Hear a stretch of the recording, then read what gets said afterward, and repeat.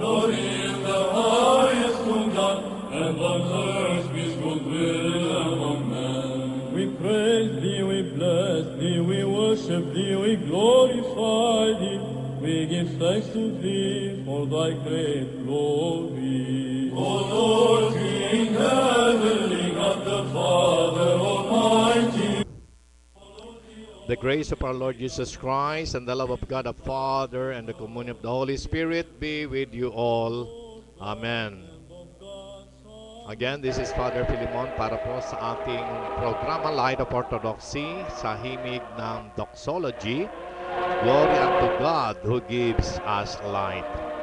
At sa ating pong tema na babahagi sa inyo ngayon ay ang kahulugan po ng mga unang apostoles na sina San Pedro at San Pablo.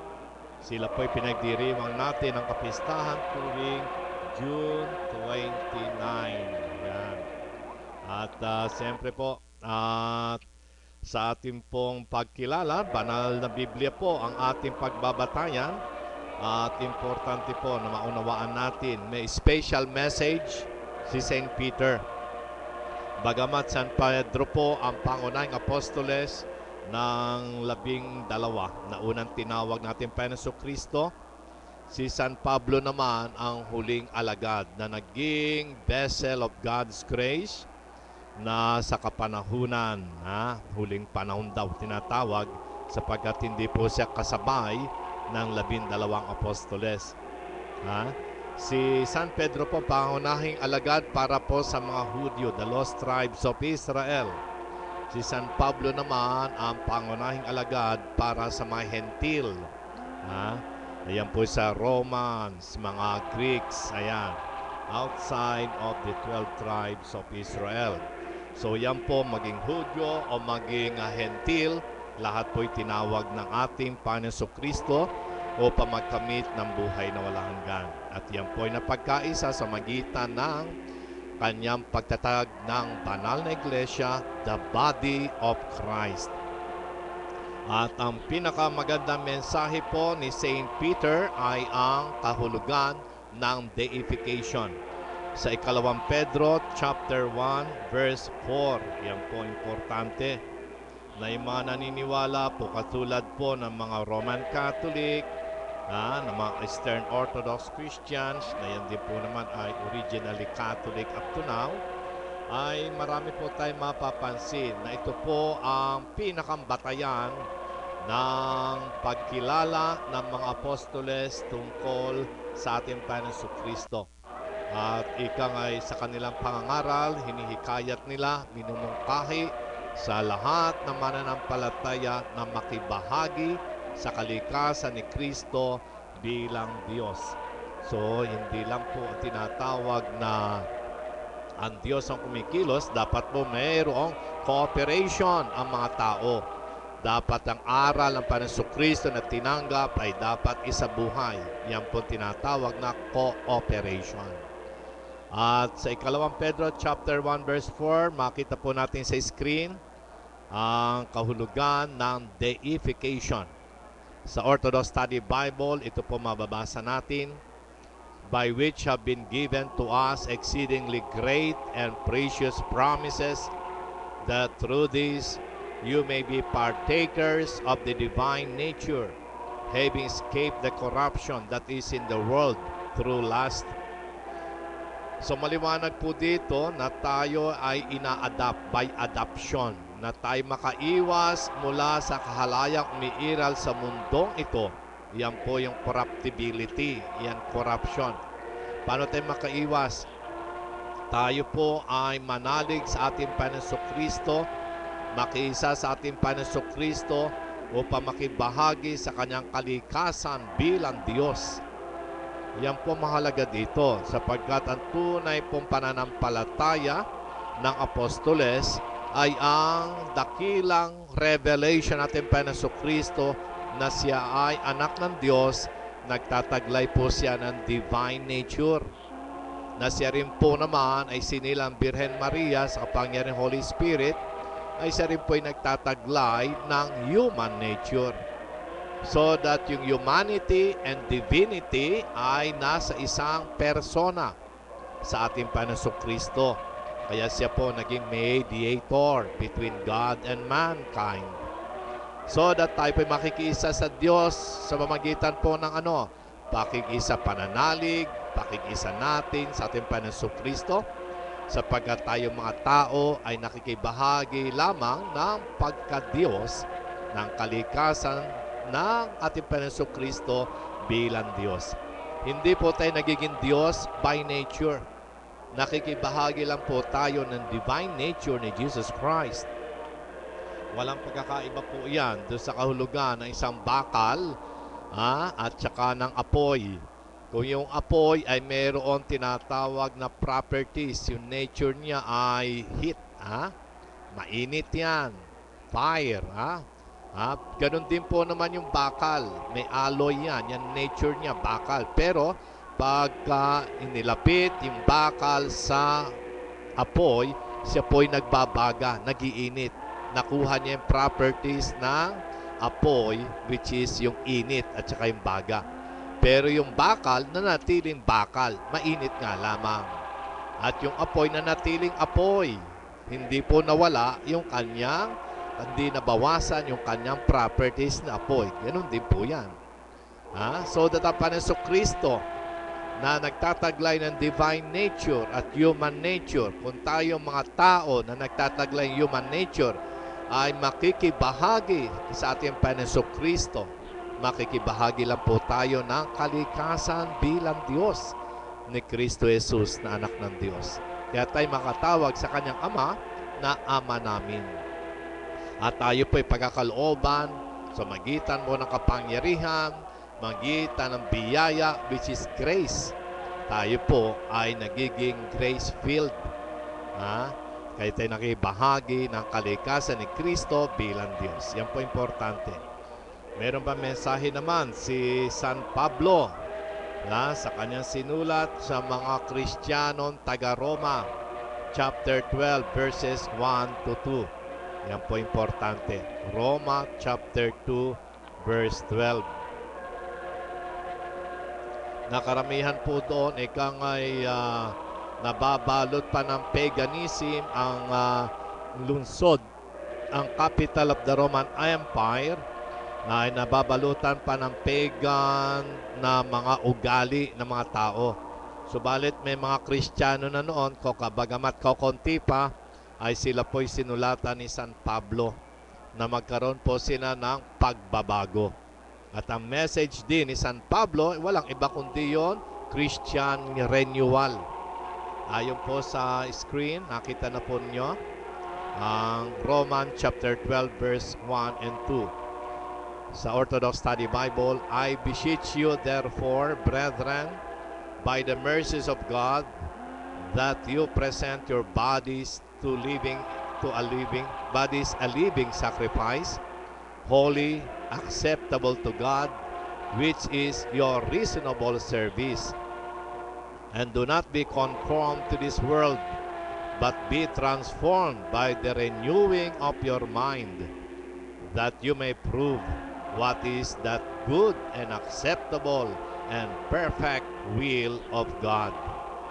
Ako'y naniniklod sa inyo mga kapatid, ayon sa masaganang awa ng Diyos, nihahandog niyo inyong katawan bilang buhay na sakriphandog, banal at kalugod-lugod sa Diyos, sapagat ito ang nararapat niyong paglilingkod. At huwag na kayong makiayon sa takbo ng mundong ito. Bagamat sa halip, baguhin ninyo ang inyong isipan upang malaman nyo kung ano ang mabuti, karapat-dapat at ganap na kalooban ng Diyos. Kita po ninyo yung hamon sa Kristiyano. Hindi lang po ito sa magitan lang ng faith, sa isipan, abay kailangan po with all your mind, with all your heart, with all your soul, with your strength, ay hindi lang po ikang isipan na makikiisa ng pananampalataya, buong pagkatao ng mga Christian believer. Yan po makikita natin paano magkakaroon ng renewal, regeneration. Ibig sabihin, tayo po ay makikibahagi. Tayo mag-cooperate sa anong kalooban ng Diyos. Alamin natin sa isipan, damahin natin sa ating puso, at ating ikangay buong lugod na sikapin na tayo ay mabago ayon sa kabutihan at ganap na kalooban ng Diyos.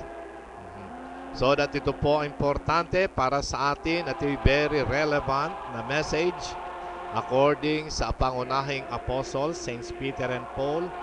Ito po ay nagugunita natin at pinagdiriwang ng Orthodox Christians worldwide tuwing June 29.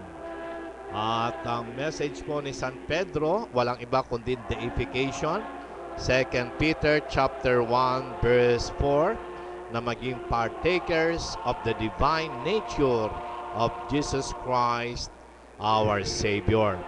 Sabi naman ni Saint Paul na pangunahing apostol sa mga Gentiles, magkaroon tayo ng pagbabago. Ay sinulat niya sa mga Kristiyanong taga-Roma, chapter 12, verses 1 and 2. Alamin natin sa ating isipan at gawin natin ng buong lakas kung anong mabuti, karapat-dapat at talagang ganap na kalooban ng Diyos. So, ibig sabihin, kailangan po ang buong pagkatao natin. Hindi lang ang isipan ang naniniwala, kundi ito po ay naisa sa buhay natin. At yan po ang mahigit na kinakailangan ng sambayanang Pilipino na ngayon po pinaparamdam na sa atin ang lahat ng mga nangyayari. At ito po ay isang masasabing hindi po punishment yan.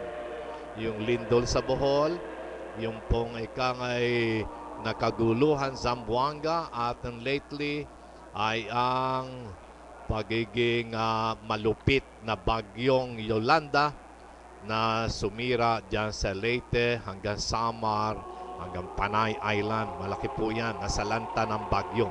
Hindi po parusa ng Diyos yan. Acts of nature lang po yan. Pero sa kabila po ng lahat na ito, masasabi natin chastisement po yan para sa mananiniwala sa isang Diyos na lumikha ng langit at lupa. Ang Diyos nagbigay buhay sa tao at patuloy na nagbibigay ng pagpapala sa mga tao na nanirahan dito sa daigdig. At sa magitan po ng mga aral ng banal na Biblia, yung pong mga naranasan ng mga apostoles na encounter nila, hindi po lang ordinaryong kalamidad, hindi lang ordinaryong bagyo, kung hindi severe persecution. Dahil sila ay nakikisa sa ating Panginoong Kristo, inuusig pa rin sila. At sa kabila po ng lahat ng mga challenges, ng lahat ng mga persecutions, nanindigan pa rin silang kaisa na ng mga ating mga apostoles at ng Panginoong Kristo, kaisang sumusunod at inaalam kung anong kalooban ng Diyos talagang ganap, banal at ay karapat-dapat na gawin ng isang mananampalataya. So yan po yung mga natural calamities, chastisement lang ito. Ang dinanas po ng mga Kristiyano talagang physical torture, yan po yung mga persecutions. At maging ngayon po sa ating panahon, ito po ay patuloy na hamon sa ating mga Kristiyano, sa mga sumasampalataya sa ating Panginoong Kristo, sapagkat marami na rin po ang ay nagdaranas ng mga physical persecution. Sa ibang bansa po, ang mga Kristiyano nakakaranas na rin ng tinatawag na persecution. Yung pong religious discrimination, nararanasan na po yan sa Europa, sa Amerika, at marahil dito na rin sa ating bansa, sa Asia, yung religious persecution. Pero huwag po kayong manghihinawa. Nakasulat na po yan, na-share na sa atin ang experience ng mga apostles at ng mga saints, ay hindi na po kaiba yan, baliwala yan. Kung talagang ang tayo ay nasa Diyos, hindi tayo pababayaan. If God is with us, who can be against us? Importante lang po, practicein natin, tinatawag na pananampalataya. Practical Christianity ang tugon. Kaya yan po ang ating mensahe sa ngalan po ng ating patron, St. Peter and Paul, the Holy Apostles, dyan po sa Malibay, Pasay City, at pinagdiriwang po ang kanyang piyesta June 29. Okay? At makita po ninyo muli ang address at contact number ni Father Philemon dyan sa screen. Again, para po sa inyong mga reactions, maaari po kayong mag-visit sa www.ustream.tv/Akampi2014 and www.ustream.tv/channel/Kakampi online at sa live on Facebook, ustream.tv/Kakampi2014. At para po sa ating extra, Chris, thank you very much for your kind assistance. Ang extra natin, we have seen the light, the true light. Ayan. Nasilayan namin ang liwanag, ang tunay na kaliwanagan at tinanggap ang makalangit na espiritu. Natagpuan namin ang tunay na pananampalataya sa pagsamba sa banal na Trinidad na nagligtas sa atin.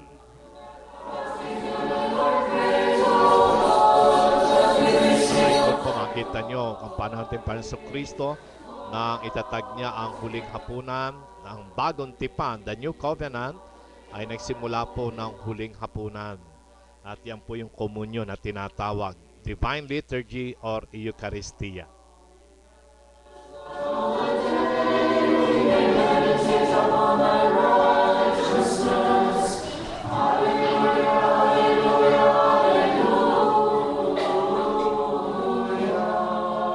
Of our Lord Jesus Christ and the love of God the Father and the communion of the Holy Spirit be with you all. Amen.